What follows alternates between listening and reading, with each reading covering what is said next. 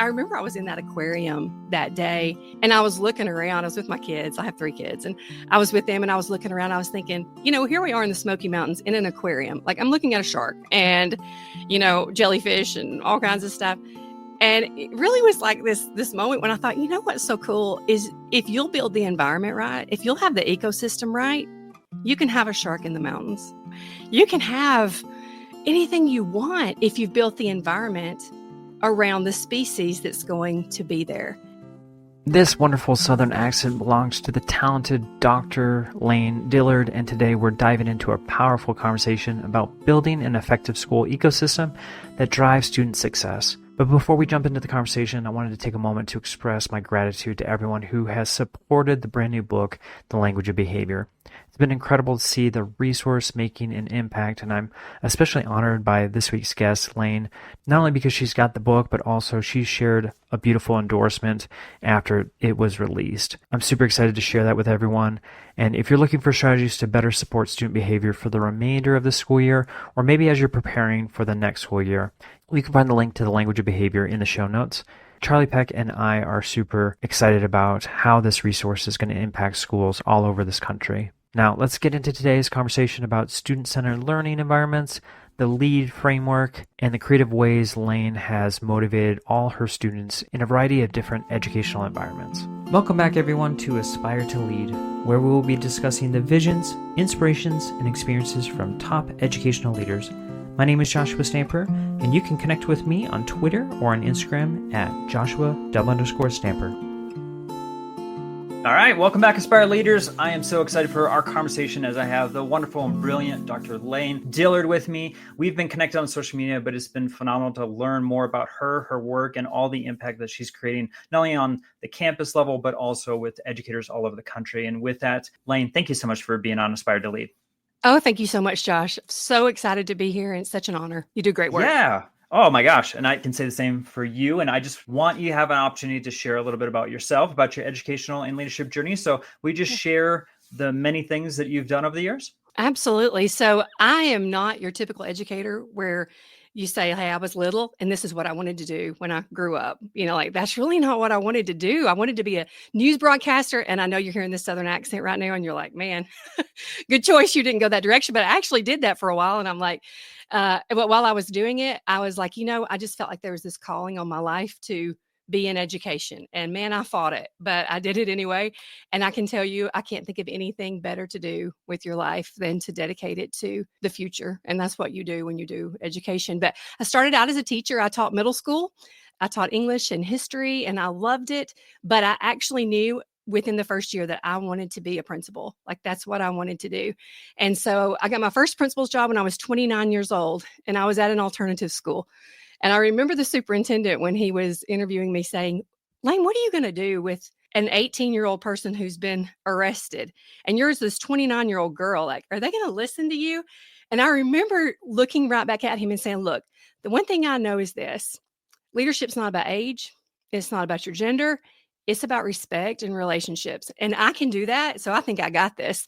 And I went home and thought, oh, Lord, I hope at 29 years old, I can control some 18-year-old who's been arrested. So I loved it. It was a great place to start because it really kind of shaped my vision toward leadership, because I started with the kids who needed the absolute most help. And I realized, you know what? They're not bad kids. They just make bad choices.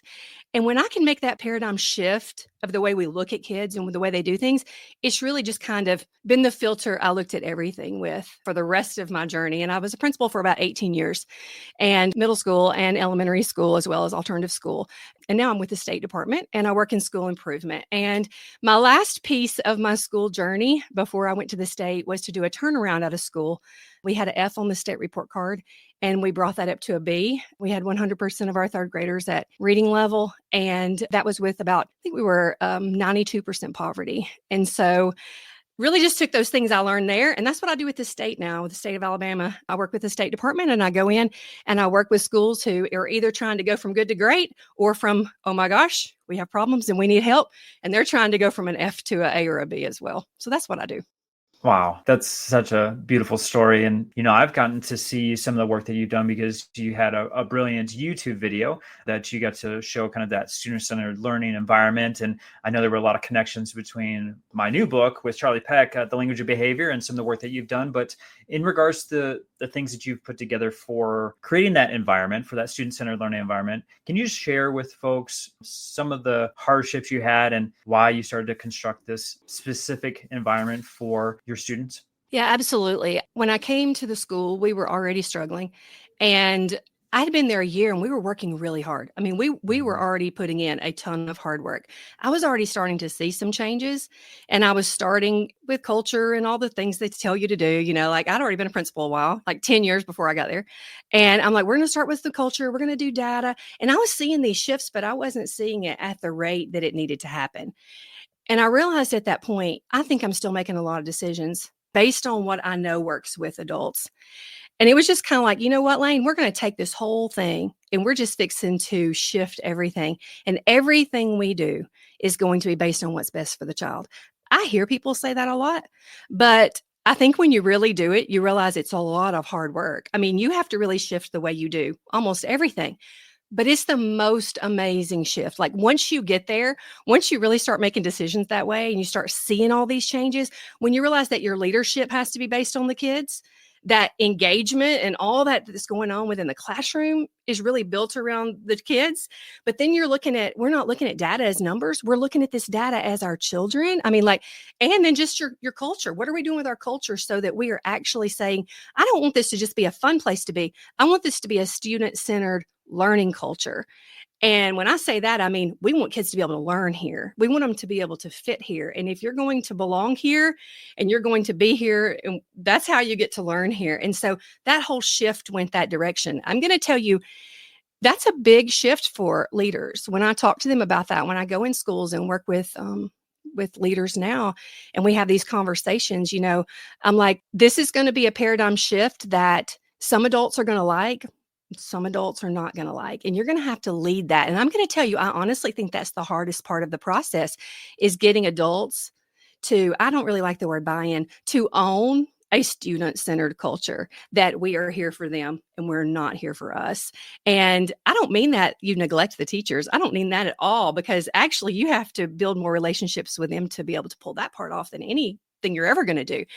But to really just get them to understand that process, to learn it, and then to embrace it so that they start to have that same lens, that they don't see things as students are a problem, but behavior's a problem. Or this child can't learn, but this technique doesn't work for teaching this child. That whole process is it literally is a process. And so I think that's probably the biggest piece of that whole thing.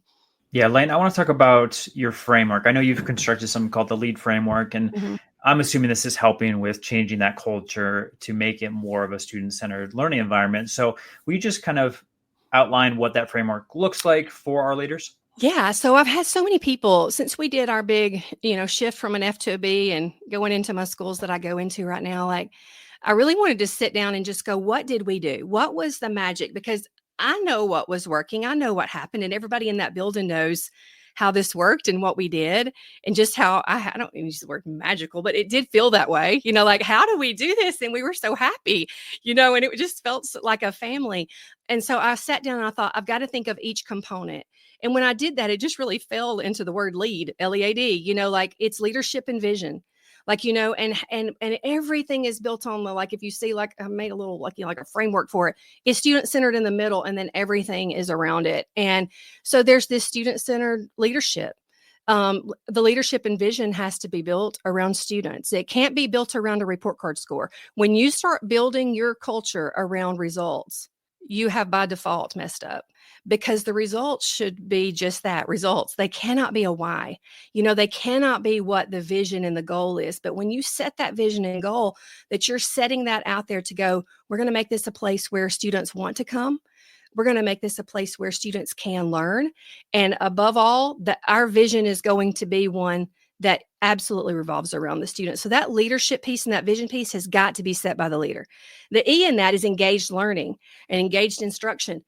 Man, I see a lot of people in classrooms that just have worksheets or they're doing lectures and they're not really stopping to think everything that I do should involve an engaged learner. Like if they're not engaging with the material, if they're not engaging with what we're doing, they're not actually learning. They may be memorizing some things, but they're not actually getting up. When we look at like, I don't know, Bloom's taxonomy, we're never going to get to the top of that if we don't have some really good engagement. The A, and that's just accountability and data, and data driven improvement. You have got to use your data like blood work. I mean, you've got to look at it like blood work for every single child. And what kind of thing are we doing to make sure that we get them where they need to be? The data can't be punitive. It doesn't need to be personal. That's why I say it's like blood work, just because blood work's not personal, it just is what it is, and so when we can start to look at it that way, instead of looking at it like, oh, you're a good teacher, your data looks good, or oh, you're a bad teacher because your data looks bad. No, that is so not what this is for. This is just a place for us to go, this is feedback. Is what we're doing working, or is what we're doing not working? What do we need to change? What do we need to continue? So that's a huge piece of that student-centered part, because you have to look at it by each child and not just like a class. And then the D is just a development of a positive culture and a community. And honestly, you just can't do it without that piece at all. But all those other things are making that. Like, so I hear people talk about culture and they think it's separate. Everything I just said is culture. Like the leadership's the culture, the engaged learning is the culture, the data is the culture. So everything is that, but also looking at things just to go, hey, what can we do within this culture so that it really is a place where students can learn?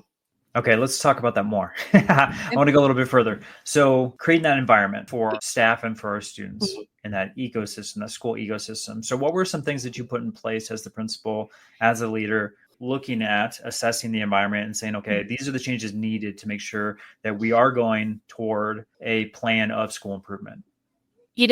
I remember we had gone to the mountains. I don't know, and when I say the mountains, I don't mean like Colorado, like your mountains.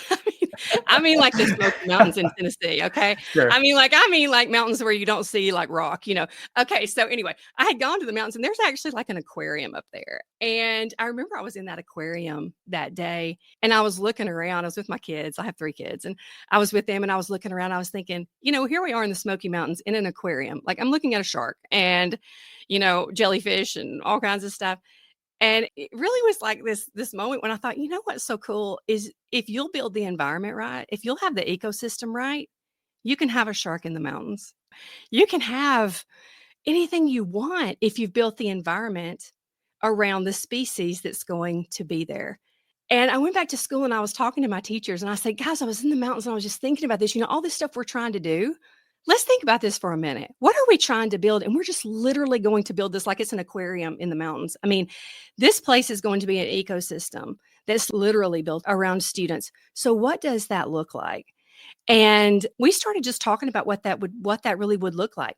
So we said, let's have assembly every morning. Let's start together. Let's don't even start our day with an announcement over the intercom. Let's just pile in wherever we can pile in. We're a small school, so we could fit in the lunchroom. Well, we were packed, but we could fit in the lunchroom. I don't care if I had 4,000 kids. I think we would get on the football field or in the gym or whatever we had to do. We started every day in assembly. And when we did that, and then one of the cool things is when we went into the lunchroom, guess who was there? Every cafeteria worker, our custodians. I mean, everybody came in and the adults were kind of on the perimeter and the kids are all on seats. And we became a little community every single morning. We had rituals and routines and we celebrated birthdays and we sang the national anthem and we did all kinds of things. We celebrated anything that we could possibly celebrate. We celebrated in the mornings. If somebody had grown a lot academically, we celebrated growth. If somebody had met a personal goal, if it was a teacher or anything, we celebrated that in the morning. It took 6 minutes. We did it every day. And in that 6 minutes, what we did was we just set the weather. Now we can walk in a classroom and even if a child has had a bad morning or, like I said, I worked in a lot of poverty. Let's just say somebody, didn't even sleep in their home the night before, or maybe somebody's got incarcerated the night before. That wasn't unusual either. And so when those kinds of things happen, but when we can start that day in the morning and we can say, hey, we're a family and we're here together, regardless of what's happened, it's going to be a good day. And then we can go on to class. That's how we started. And we had a chant we said every morning. The kids actually are the ones who came up with it with our counselor, Anna Stanley. She was fantastic. And it was, I am capable, I am loved, I belong, I got this. And that's how we started every single day, with that chant. And they went to class. And then, we decided that something else that we wanted to do was we wanted to teach our students a lot of personal responsibility. I love to give them things, but I also want them to earn things. And that was a big piece of us, is we want to teach kids that if they work hard, because hard work's just that great equalizer in life, how can we teach them that? And so we started where they wear badges, they clock in every day, they do all this stuff. We did a whole simulated workforce piece with it, because we said if the environment we want is ownership with our teachers and with our kids, to own their learning, to own their behaviors, to own what they do, then we're going to have this accountability system that goes along with it. And so they could earn their way into an arcade. And it was so cool. We had an arcade. And when I say an arcade, like, y'all, I mean, I was 10 and 85. So like, I mean, I had Pac-Man, we had everything. We had the best black lights. I mean, I felt like I was at the skating rink. It was awesome. So the kids could earn their way, and they earned their points and their paychecks to get into that, and got to go every week and participate in that arcade. And you know how we knew to do that? We asked them what they wanted. What would you like? I love an arcade. One of the teachers said, can we do that? I'm like, I don't know why not if we don't use public funds. So we had lots of donations and things, and that's how we did it. And it was like the coolest place ever. And I miss my arcade so bad. I went every single day. I loved it. Yeah, I want to go to school with an arcade. That's brilliant. That's how I grew up too. Well, let's dive into that a little bit more, because that sounds very intriguing and it's perked my interest. So, if someone's like, yes, I need a system be implemented into my campus, and maybe their students are looking at something similar, or maybe they suggested something like an arcade. What did that simulated workforce look like, and how did you get it off the ground to make it so it was implemented campus-wide? Okay, so I am a dreamer and I'm very visionary. And that means that I need someone around who's really good with a spreadsheet, because that's probably not me. I've learned how to do them, but that is not going to be and I say that to say this. You got to know the strengths of everybody in your building. You have got to know their strengths. Somebody in your building is an Excel guru, whether you know it or not. And those people that do that love it. I mean, they love it. So I had a fantastic teacher, Ashley Camp, who was just like our Excel guru. And I start telling her what I want to build out. And she's like, oh, absolutely. This can be done. Now, she will tell you it was not easy. But we basically used QR codes on badges, clicked in. The kids, when they would walk in the morning, they would click in. They would say, I'm here. They'd get 5 points. It fed it off to this Excel spreadsheet. And then they got their 5 points. The only way that you have to lose points is if you have to leave the classroom, or if you aren't behaving correctly. Everything was soft skill related, though. This was never about academics. It bled into academics because it affected it so much. If you're in the classroom, you can actually learn, So, if you walk out, you got to clock out. And when you clock out, you lose a point. So those points accumulate that week, and we would print out a paycheck. And it literally looked like a payroll paycheck, and it had a stub at the bottom, and it had every time stamped of every time they did had to walk out, or I got it. I wasn't being, respectful to my friends or my teacher or whatever it was on there. They saw what they lost their points for, and they wanted to get those points. It also actually really helped us with attendance too, because I need you to bring that excuse. So if you do miss, if you'll just bring me an excuse, then you can get 3 points back. So see, it was the incentive. Hey, I couldn't be here. I don't want you to come sick. You're going to get 3 of your points back. But then at the end of the week, they could take that. Like, you could have up to 25 minutes. And those 25 points, that $25 on that was how you got into the arcade. Another thing we really loved with that is we got to teach them fiscal responsibility, because they could have savings accounts. And they could say, hey, I want to bank some of this up. And I love to give my kids yearbooks. I realized working in high poverty schools that a lot of children never had a yearbook. And I love my old yearbooks. I love to go back and look at those things. And so I was like, I know we can't do this every year, but I would like to at least every 2 or 3 years be able to give them a yearbook. So I found a sponsor that would do that for us, but I didn't give it to them. If you want to save money, you save it from that check you get. And then at the end, when you've saved your money, and it had some compounding interest, because we wanted to teach them that too. Hey, this money's worth more if you save it than it is if you spend it. Then you could get your yearbook at the end of the year. And, then if you didn't save your money and you didn't get the yearbook, you made that choice. But, that's a life choice. I mean, that's what we do as adults. Do you want to spend it today, or do you want to have it for something tomorrow? And so we just really wanted to instill in them that, they could have the things they want in life, but you've got to make good choices, and you control that through your actions. that's why everything was soft skill oriented to get into the arcade and to do those types of things. Yeah, that's a brilliant idea as far as teaching them life skills, things like you said that they're going to need to know as an adult, and you're going to get a payday and you're going to get taxes taken off or deductions or Now, I whatever you did want to not call tax it. them. Fairness, I didn't do that to them. I didn't want to burst their bubble. They can find that out when they get their first job. 25% gets right back to my No, pocket. No. they got to keep all of it. Every bit of it. No, I love the concept. And so, at the end of the conversation, we're going to talk about how you can get in contact with Layne. So if this is something that you want more information, she, of course, would be a brilliant resource for that. You had talked about alternative schools and at-risk students. I wanted to touch on that because I know, you've talked about being a visionary, being creative. I'm curious, when you're a principal of that setting and some of the student behaviors that you saw might have been intense, might have been larger than what you might see at a typical school. What were some changes and alternative means did you kind of tap into to change that school culture, that ecosystem, to make it the way that you wanted? Well, when I got hired there, I had only been teaching about, I guess, about 5 years when I walked into the alternative setting. And our district had never had this before. So it was brand new, off the ground. And they had called and said, "Hey, Layne, we heard you're interested in coming here.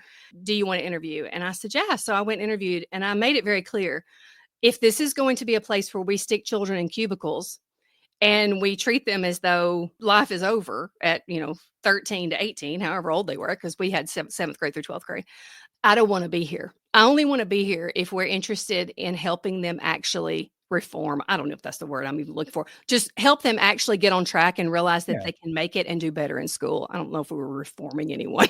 Well, learning the correct behaviors. Yeah, reforming behaviors. I don't, anyway. So, but I want to be here if you're going to let me do some things that are really, really odd and innovative. And I know that's going to be a stretch for some people, but are you going to be okay if I take them on field trips? And are you going to be okay if we do some things? And they were like, "That's what we want." I said, "Are you sure that's what you want?" And, it took a little bit of them seeing that they weren't going to burn the place down. I mean, they had to see that, but I'm serious. There were some thought processes that were just like, no, they did something wrong and they are not to. And I'm like, guess that's just, do we want them to be that the way forever? If not, we have to do things differently.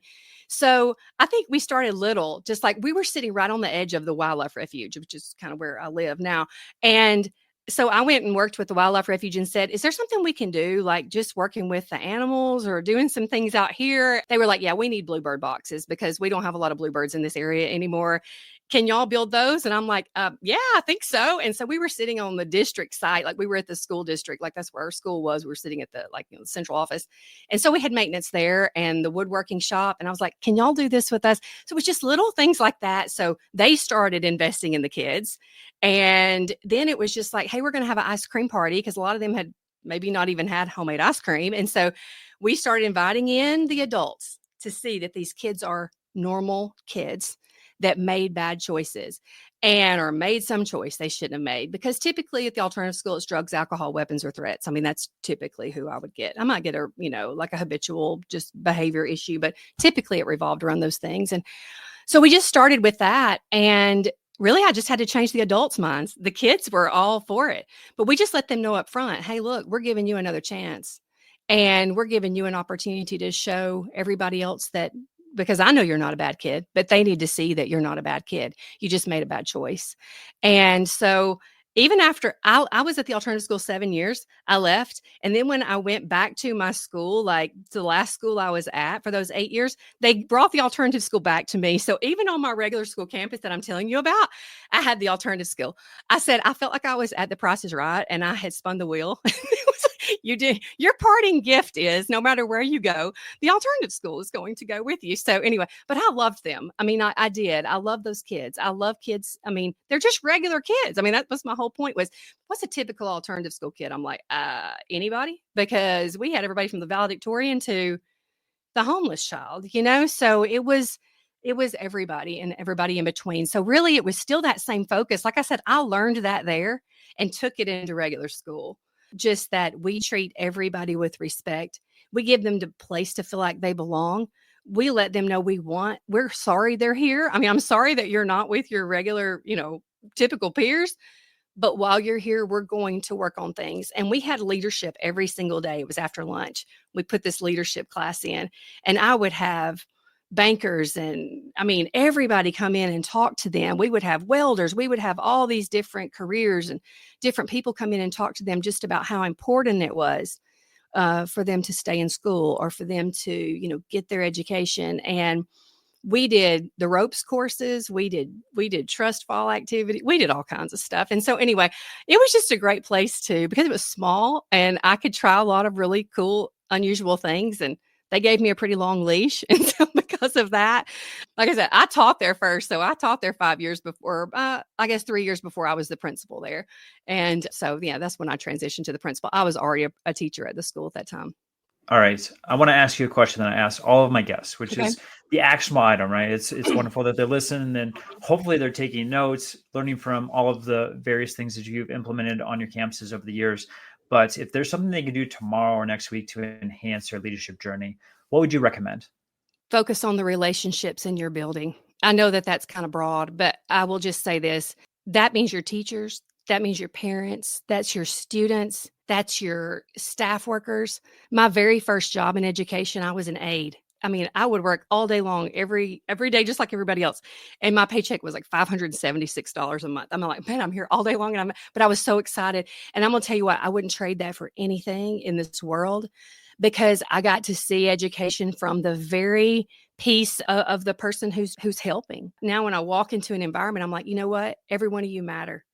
Every single one of you are a piece to this puzzle that some child in this building absolutely needs. And so, you build relationships with everybody because you're going to live and die by those. I mean, you are absolutely going to live and die by those. And the reason I didn't have trouble with that 18-year-old who had done something where you're just like, oh, gracious, are you a little afraid? I'm like, I'm not afraid of this child, is because I took the time just to relate to them and build those relationships.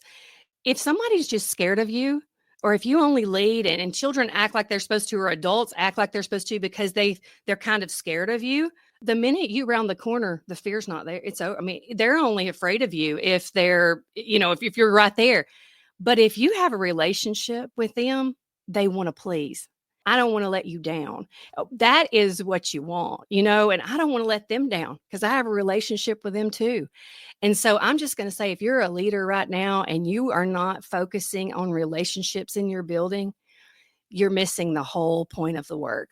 That's how you get all those other things to happen. That's how you get data to work. And that's how you get engagement and get teachers to do all these things. It's not manipulation. It's just relationships. And so I would just say, please go do that. Whatever you're doing, go build relationships today.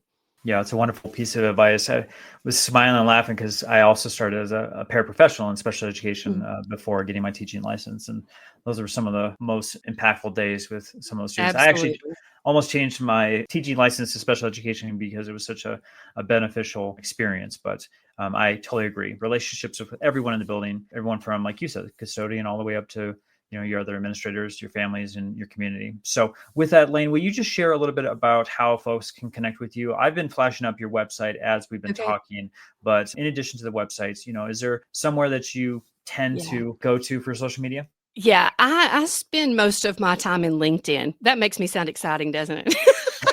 But I'm just going to say, the professional that you are. Yes, I like to write. I put a lot of articles out. So I try to put some of this stuff that I've talked about today just even into articles, because when I was teaching, I taught writing. I love to write. So that's an easy place for me to just kind of put some things in. So I am on LinkedIn. That's probably the best place to get me because I check that literally every day. I'm on Facebook, but I don't do that a ton. But yeah, I'm definitely on Facebook, and I do put things on X. So you'll see some of my work. You'll see really kind of some of my work that I do. Probably put more of my state stuff up there than I do other stuff. But if you really want to follow and learn, I would say LinkedIn is the best place to go to find some stuff and reach out, because I always answer. If somebody sends me a message, I'll always answer them. Wonderful. And the website is laynedillard.com for those who are listening on audio formats. And I'll make sure that I have the websites and the links in the show notes for everyone to connect. And I know you said it doesn't sound very exciting, but I've actually met more folks and guests on this show through LinkedIn this last year than ever before. So I feel like more people are transitioning over there. Yeah. It's not just for business, it's for even educators and learning. Absolutely. So love that space. And I'm so excited that I got to connect with you there, and also to, have these conversations in addition both online and then now with this conversation today. And I just appreciate everything you're doing, not only at the state level, but then also all over this country. And I just loving all of your initiatives that you're talking about, and feel like you're just making a huge impact. So thank you so much for being on Inspired to Lead. Thank you. I appreciate it so much. This podcast is a proud member of the Teach Better Podcast Network. Better today, better tomorrow, and the podcast to get you there. Explore more podcasts at www.teachbetterpodcastnetwork.com. We'll see you on the next episode.